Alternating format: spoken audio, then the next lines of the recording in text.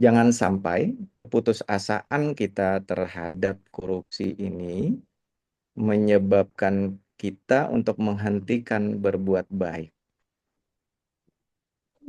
Ini saya motivasi kepada teman-teman ya. Tadi mudah-mudahan Mbak Lisa nanti kalau memang niatnya jadi fasilitator pengadaan barang jasa, ini hanya tentang persoalan meluruskan niat saja. Soal keamanan biar serahkan kepada Allah saja.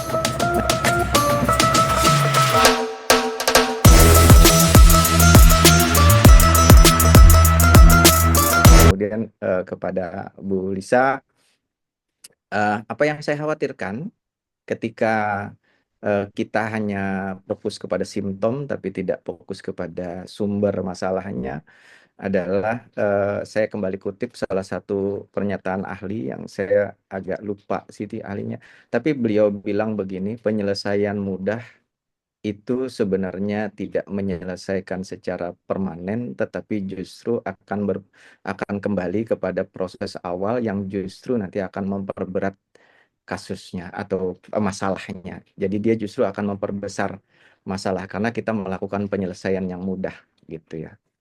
Nah, eh, salah satu yang mulai terlihat terdampak dari penyelesaian mudah yang kita tadi hanya penyelesaian simptom saja, kan menyelesaikan simptom mudah, minum parameknya selesai, sakit kepalanya hilang.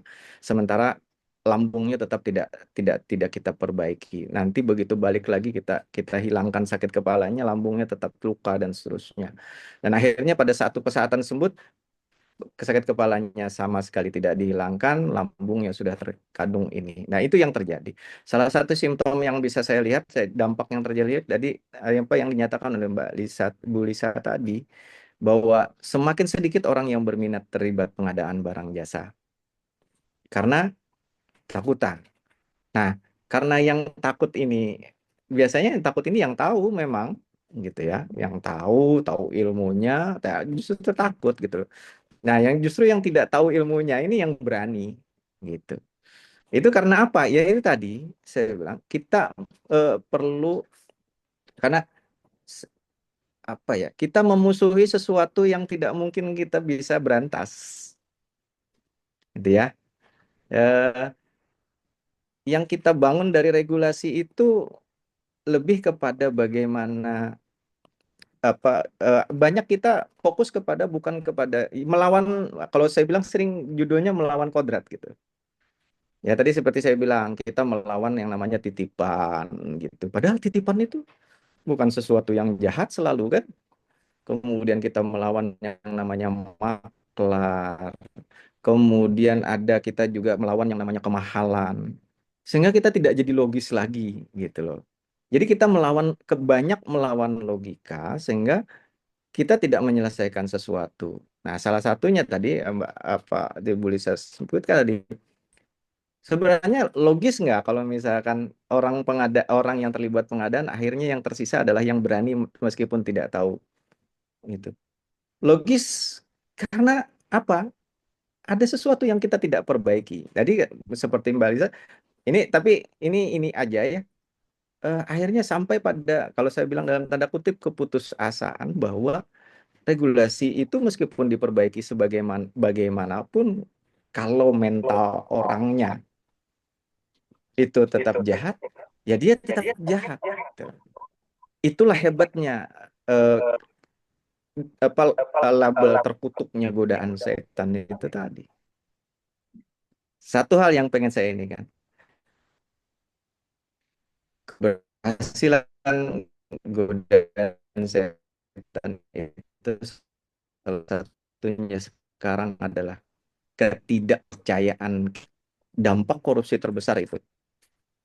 Bahkan saya sendiri saja sering gitu ya, di beberapa kesempatan, saya bisa nggak jadi ASN yang baik. Waktu itu Iya, saya berpikiran bahwa baik itu adalah absolut, iya, bahwa yang baik itu yang tidak korupsi. iya, Siapa tahu loh sebenarnya yang korupsi itu sebenarnya ada kebaikan di dalam. iya, Jadi musuh kita adalah kita tidak menghargai kebaikan. Coba lihat ya, yang kita umumkan semua tentang korupsinya kan ya.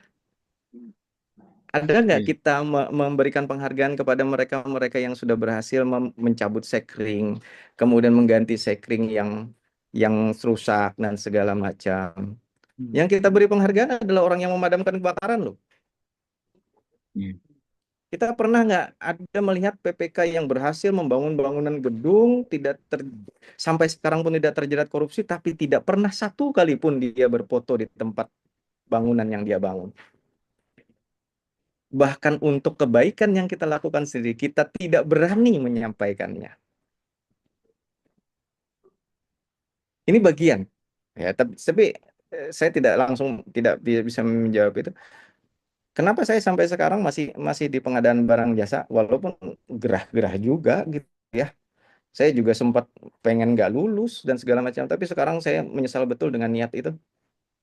Karena kalau seandainya niat itu tetap saya laksanakan, saya mungkin tidak seperti sekarang ini bisa berbuat banyak, menerbitkan buku, kemudian banyak dan 3 tahun terakhir ini saya diberikan pelajaran yang luar biasa oleh Allah ya. Ada beberapa pengadaan barang jasa yang benar-benar menguji keikhlasan saya. Tapi ternyata balasan Tuhan itu kontan, luar biasa gitu. Perlindungan Tuhan itu luar biasa. Nah, sekarang yang pengen saya tegaskan apa? Jangan sampai putusasaan kita terhadap korupsi ini menyebabkan kita untuk menghentikan berbuat baik. Ini saya motivasi kepada teman-teman ya. Tadi mudah-mudahan Mbak Lisa nanti kalau memang niatnya jadi fasilitator pengadaan barang jasa, ini hanya tentang persoalan meluruskan niat saja. Soal keamanan biar serahkan kepada Allah saja. Nah, sebesar apa keyakinan kita terhadap itu? Dan Sekaligus ingat, penutup, Pak. godaan Sekaligus setan itu sebagai paling, penutup. iya, sekaligus Iya. sebagai jadi saya Ya. pengen regulasi kita, kemudian mekanisme pelaksanaan pengadaan barang jasa kita itu menghargai kebaikan sekecil apapun dalam prosesnya. Ada penyedia baik, lo jangan malu-malu bilang ini penyedia bagus loh. Ada bangunan yang bagus, yuk kita publikasikan. Nah, sekarang musuh kita adalah publikasi jelek tidak bisa kita lawan dengan publikasi baik. Pengadaan barang jasa ini sekarang kita lihat tuh, dipublikasikan secara jelek semua gitu. Karena pengadaan barang jasa itu tidak bisa dipisahkan dari hal-hal yang seperti kita ceritakan tadi. Pengadaan barang jasa itu seperti darah. Ketika asam urat yang diperiksa darahnya. Tapi apakah darahnya sumber penyakitnya? Kan enggak. Darah itu cuma pengantar saja gitu. Yang jahatnya apa ya? Pola makan yang jahat. Kalau sakit pinggang kita yang dicek darahnya, darah yang dikeluarkan, yang diperiksa darahnya. Padahal yang jahat bukan darahnya. Tapi begitulah pengadaan barang jasa gitu ya. Nah, mari kita apa? Saya pengen ngajak kepada orang-orang baik itu yakinlah akan kebaikan kita, jangan hindari. Karena kalau semua orang-orang baik itu menghindar dari pengadaan barang jasa, yang tersisa seperti yang diceritakan Bu Lisa tadi adalah orang-orang yang berani tapi mereka tidak tahu tentang pengadaan barang jasa atau sangat tahu tapi sangat berani. Nah, sekarang kita kita mau biarkan orang-orang itu menguasai ranah-ranah itu, berarti kita juga termasuk bagian dari yang mengamini itu menurut saya. Jadi ini Baik. yang saya bisa simpulkan bahwa eh, menegakkan integritas dalam pengadaan barang jasa itu tidak perlu konfrontatif, tidak perlu terlalu berlebihan. Eh, Mari kita hargai setiap kebaikan dalam pengadaan barang jasa, sekecil apapun itu. Bahkan kalau saya ingin mengatakan, terakhir ini saya bilang, ketika ada kasus korupsi yang kita dengar, kasus korupsi yang dialami oleh teman-teman kita atau orang lain, maka nilailah itu dari sisi sangka baiknya. Contoh sederhana, terakhir sebagai contoh, misalkan Pak SYT yang diduga korupsi itu, kemudian ada yang bilang, sudah memberangkatkan orang umroh, kemudian dengan uang korupsi. Saya sangat percaya bahwa ketika beliau pulang, Allah langsung sayang kepada beliau, kemudian beliau diberikan teguran keras seperti itu.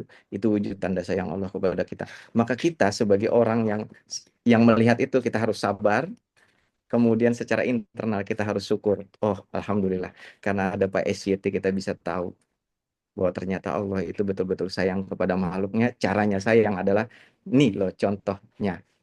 Ya. Jangan perbuat ini. Itu amal jariah Pak SYT itu. Bagi saya ya. Jadi Ya. buat saya, apapun yang terjadi di dunia ini, apapun baik buruknya, itu harus selalu kita ambil manfaatnya. Demikian. Kira-kira Baik. mudah-mudahan kita bisa mengambil hikmah dan pelajaran dari Amin. apa yang sudah saya sampaikan. Dan saya Hmm. juga mohon maaf apabila ada hal-hal yang kurang berkenan, apabila ada kesalahan itu pasti dari saya. Karena memang manusia tempatnya salah dan hilap. Kalau benar terus berarti bukan manusia, pasti malaikat. Nah, tapi kalau misalkan ada hal-hal yang benar, itu pasti bukan dari saya. Pasti titipan saja. Sehingga saya ingin mengatakan sekali lagi, mohon maaf, mumpung masih Lebaran, minal aidin wal faizin. Mohon maaf lahir batin, taqabbalallahu minna wa minkum, taqabbal ya karim. Iqbal ya Karim ya, Pak Samsul. Terima kasih banyak Siap. sekali lagi atas kesediaannya untuk berbagi dengan kita semua di sini. Tadi coba beberapa ada yang saya garis bawahi ya, bagaimana kita tetap menjaga integritas ya, dan Pak Samsul sudah apa namanya mencontohkan sendiri dalam aktivitasnya, tetap menjaga integritas tanpa konfrontatif, tapi juga bukan kompromistis ya Pak terhadap korupsi gitu Tidak. ya Pak ya. Dan juga coba kita sama-sama mungkin tadi usulannya Pak Samsul atau gagasannya Pak Samsul. Jangan gunakan kata pemberantasan mungkin ya. Tapi kalau kok KPK kan sudah pakai nama pemberantasan Pak. Itu biarlah ya Pak ya, itu karena lembaga negara ya Pak. Cuma kalau kita di mindset kita coba kita sadari bahwa korupsi ini sama seperti kejahatan-kejahatan lainnya yang mungkin sampai kiamat tidak akan hilang. Cuma bagaimana kita sebagai pribadi yang berintegritas tetap bisa menjaga integritas tersebut, dan bagaimana bisa mencegah diri kita semua dari perbuatan yang koruptif. Betul. Saya kira itu semua, itu saja yang bisa kita diskusikan pada siang dan sampai sore hari ini. Mudah-mudahan bisa bertemu lagi di berbagai pena aksi edisi berikutnya.